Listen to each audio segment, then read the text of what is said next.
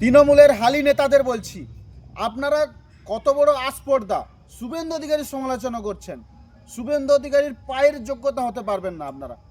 আপনারা কোথায় ছিলেন 2020 সালের আগে? ওই চায়ের দোকানে ভাঙা বিড়ি খেতেন আর ভাঙা মোটরসাইকেল চড়তেন। আপনারা কখনো মানুষের পাশে থাকেননি। পাশে থেকেছেন জননেতা শুভেন্দু অধিকারী মহাশয়।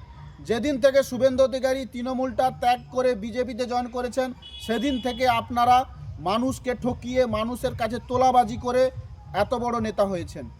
আর শুভেন্দু অধিকারীকে গালাগালি করে মালকিনের কাছে খুশি হয়েছেন। তাই আজ স্করপিও চড়ছেন ভাঙা মোটরসাইকেল ছেড়ে। আপনাদের কোনো যোগ্যতা নেই। একটা নাম বলুন আপনারা মানুষের পাশে কাজ করেছেন বা মানুষের সেবা দিয়েছেন, অথচ মানুষকে বিপদে ফেলছেন। যখনই মানুষ বিপদে পড়ে আপনারা কাটমানি নেন। কারো জায়গার সমস্যা হলে সেখানেও তোলাবাজি নেন, কারো ইলেকট্রিকের সমস্যা হলে সেখানেও টাকা নেন, যে কোনো সমস্যা পড়লে থানাতেও প্রবলেম হলে সেখানেও টাকা নেন। আপনারা ওই টাকা নিয়ে আজ বড়লোক হয়েছেন, বাড়ি গাড়ি সবই করেছেন। শুভেন্দু অধিকারীর সমালোচনা করছেন, কত বড় সাহস! দিনের বেলা গালাগালি করছো, রাত্রিবেলা মেসেজ করে বলছো দাদা সরি, ভুল হয়ে গেছে, সরির ক্ষমা হবে না।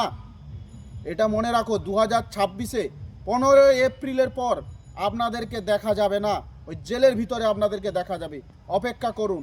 নামটা মনে রাখবেন, জননেতা শুভেন্দু অধিকারী মহাশয়।